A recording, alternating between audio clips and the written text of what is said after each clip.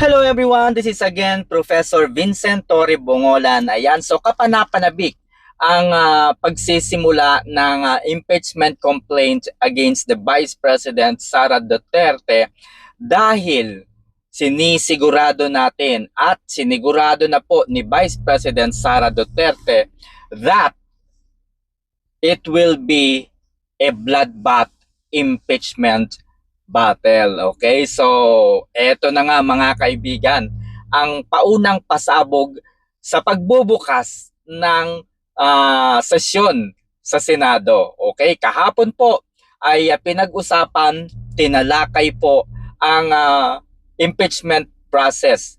Kaugnay po doon sa trial na gagawin against the Vice President Sara Duterte. At hindi nga po tayo nagkamali mga kaibigan. Dahil sabi ko sa inyo, ang resulta ng eleksyon ay talaga namang papabor sa mga Duterte. Okay? Nalaman natin and we are very sure and clear that the Senate is now a Duterte bloc. Okay?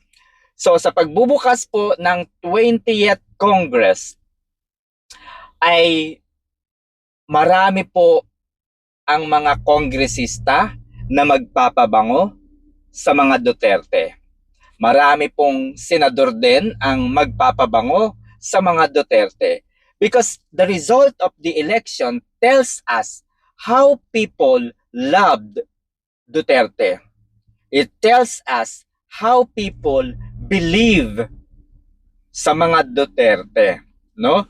And it is tantamount by saying na lahat ng mga napanood natin sa Quad Committee hearing, lahat po ng mga salita, mga pagbibintang, mga kasalanan ni Vice President Sara Duterte, mga kasong isinampa against the former President Rodrigo Roa Duterte are all types of political maneuvering. Okay, so political maneuvering lamang po yan mga kaibigan. At eto po ang pasabog, no? Isa po yan sa mga pasabog dahil kahapon, ito po, kung napansin ninyo, isang senador ang ngayon ay muli nagbabalik. Sino itong senador na ito? Bago eleksyon mga kaibigan, bago eleksyon, sabi niya, kailangan ma-impeach, mag-umpisa na ang trial, at marami daw teme na nakita. So, kailangang harapin ni VP Sara ang mga reklamo laban sa kanya. Okay, sino itong senador na ito? At kahapon, sabi niyang ganun, defective ang impeachment. It is because we cannot pass on the cases, the unsettled impeachment case from 19th Congress to 20th Congress. So, ibig niyang sabihin dito ay expired na or dead on arrival ang impeachment complaint against VP Sara sa 20th Congress. Okay, sino itong senador na ito? Pangalawa, napasabog. Okay, ito po matindi mga kaibigan. Nagtataka kayo kung bakit tila nag-iba ang ihip ni Senator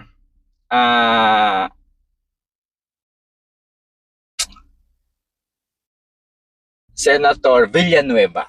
Okay. Si Senator Villanueva, nag-iba yung ihip niya. Okay, ano yung ihip niya? Parang ngayon ay kinu-question niya, nagtatanong siya kay Senate President Chis Escudero. Ang dami niyang tanong, no? Na kung iisipin ninyo, parang gusto niyang sabihin na ituloy ang impeachment. It can carry over. Dahil base doon sa kanyang mga binasa na mga key points, wala naman daw sinasabi sa konstitusyon na pwedeng ituloy, pwedeng hindi ituloy, pwedeng lumipat, pwedeng saluhin ng 20th Congress yung unsettled cases like impeachment sa mula nung 19th Congress. Pwede naman daw. So ibig niya sabihin dito, bakit hindi ituloy ang impeachment? This is a very brilliant question. No? This is a very brilliant question para kay Senate President Chis Escudero. Okay? Kung inyong napanood yung mga naging pahayag talaga ni Senator Chis Escudero, ang sinabi lang niya before the election is that naka-recess ang Congress. Kaya hindi pwedeng mag-convene for the impeachment trial. Naka-recess ang Congress. Yun lang naman ang pinupunto dati ni Senate President Chis Escudero. And tama naman. Okay? Tama naman. Ganito mga kaibigan. After the election, bago election, sabi niya, mag-uumpisa ang impeachment by June 2. Yan, mag-uumpisa ang presentation ng mga articles of impeachment by June 2 sa pagbubukas ng sesyon. Okay? Kaya huwag maging atat itong mga kongresistang ito. Yan po ang naging pahayag ni Senate President Chis Escudero. Pero, yan, ito po yung catch. Ito po yung catch. Kung titignan natin at mabigat naman ang ebidensya, no? Kung mabigat ang ebidensya, o kaya mababaw ang ebidensya,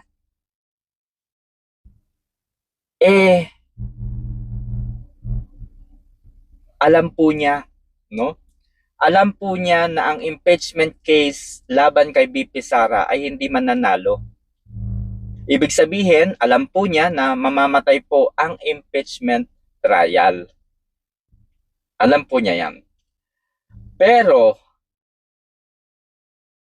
for the sake of argument, para kunyari, meron siyang paninindigan, meron siyang sariling, kumbaga, paniniwala pagdating sa impeachment, playing safe siya. Kumbaga, ang sinasabi niya, mag-umpisa tayo by June 2. Alright? So, lumipas nga po no, ang eleksyon. Tapos na po ang eleksyon. Nakita natin, natunghayan natin. Wala ni isa man sa mga partido ni BBM Marcos Jr. ang pumasok sa eleksyon. So, dahil dito, nakita natin nga no, na Duterte Black pa rin ang Senado at ang Kongreso. Okay, eto na. Pinospond ni Senator Chis Escudero ang pagdinig sa mga nakasaad sa articles of impeachment by June 11. Para nang sa gayon ay maging obvious na hindi na pwedeng i-carry over ang impeachment mula sa 19th Congress hanggang sa 20th Congress para obvious na hindi na ma-carry over. Okay? So, yun po ay delaying tactics ni Senator Chis Escudero para isipin ng marami, isipin lalo na ng mga DDS supporters, mga voters na naniniwala kay Duterte o sa mga Duterte.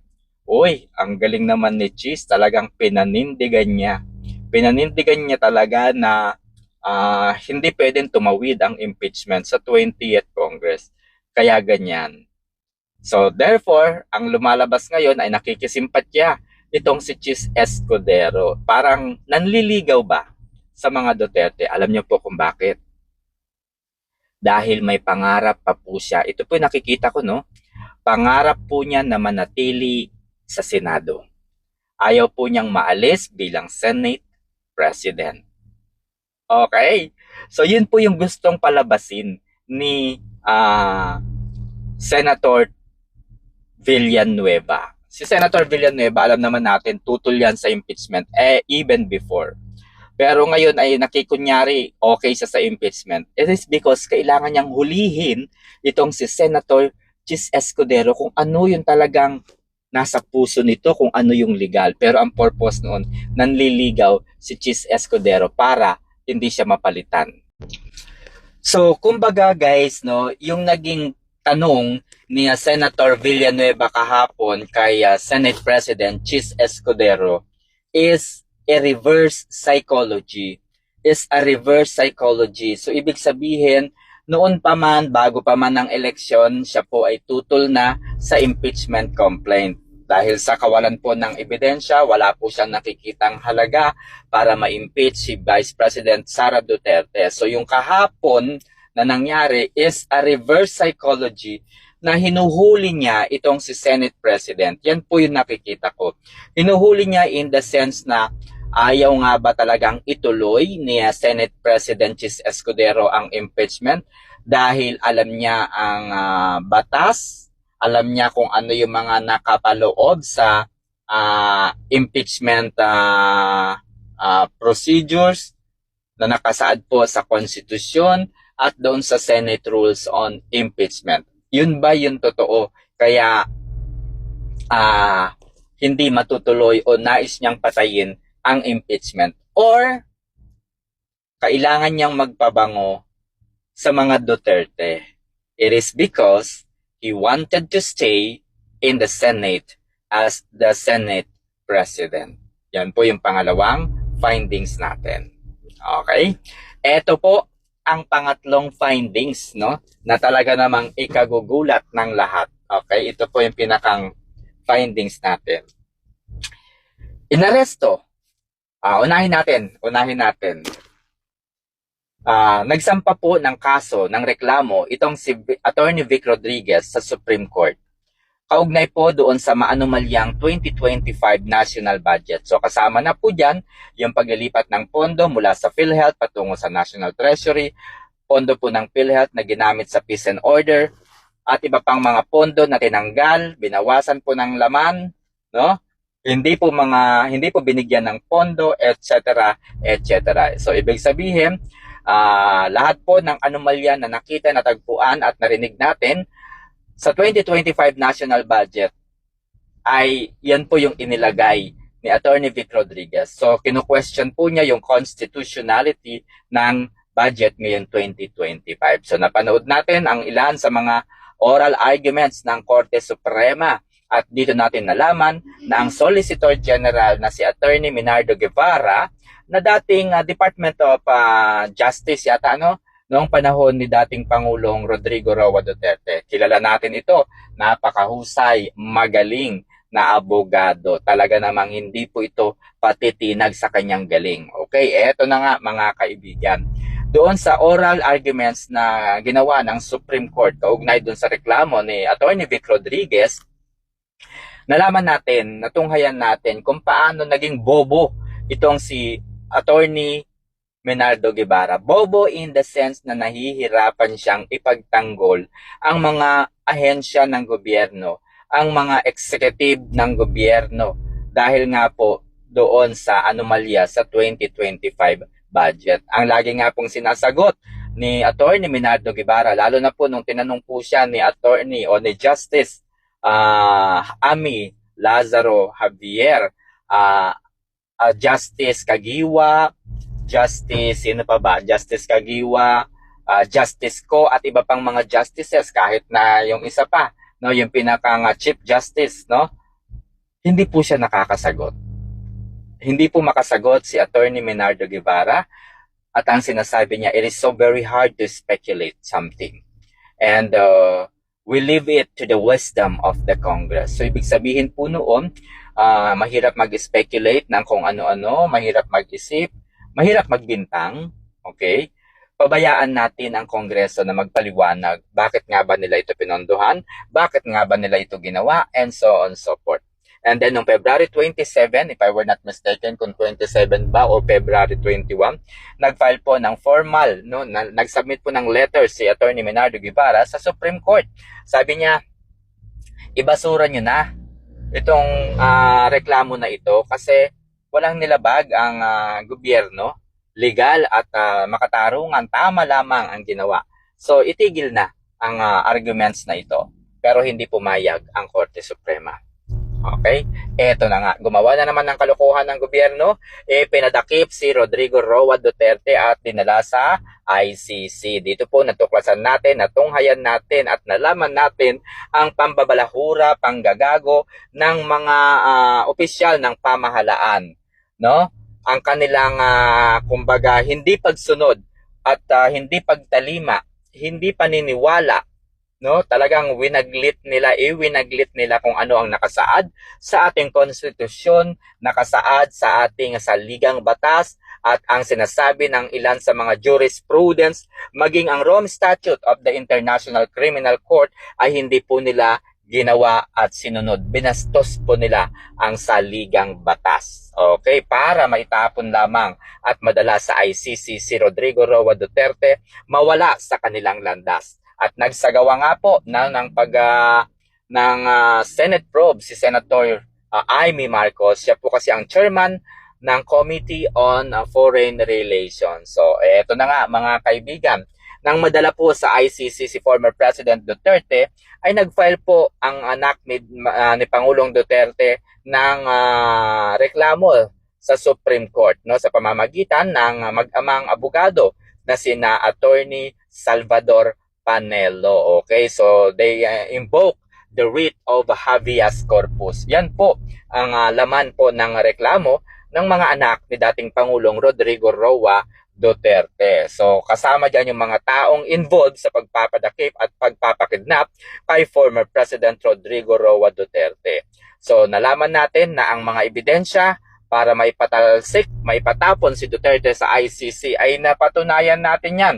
At nakita natin sa pamamagitan po ng Senate probe na isinagawa ni Senator Amy Marcos. Okay. At after po ng mga Senate hearing, no, dalawang Senate hearing, ay formal na nagsampa po ng reklamo sa Office of the Ombudsman at inireklamo po ni Senator Amy Marcos ang ilan sa mga opisyal ng pamahalaan. Okay, dahil malakas nga po ang ebidensya laban sa mga opisyal na ito ng pamahalaan, kasama po sina DILG Secretary John Vic Remulla, DOJ Secretary Jesus Crispin Remulla, Marvel, Lacanilao, siyempre ang bagong halal na PNP chief na si Nicolas Torre III. Nahaharap ngayon sila sa mga kaso at siyempre kailangan nilang sagutin ang Office of the Ombudsman na si Samuel Martires. Okay, eto na nga mga kaibigan.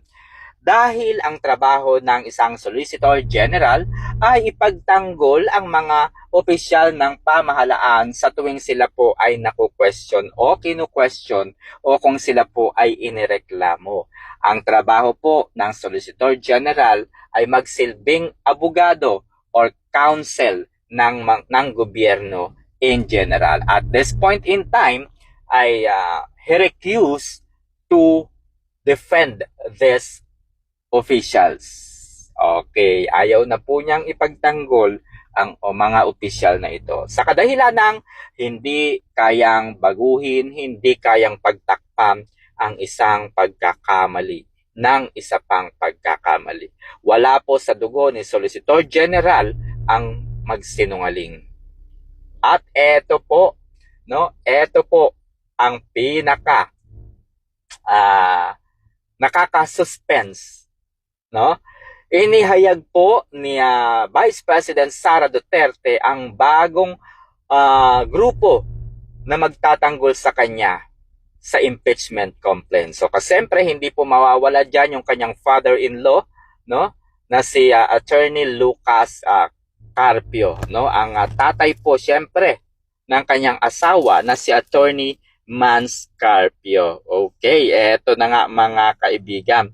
Kasama po yung mga law firm na magtatanggol sa kanya. At ito po ang pinakamatindi. Kasama po dyan si Attorney Poa na kung ang tatanungin ay confidential and intelligence fund, nandyan din po, no?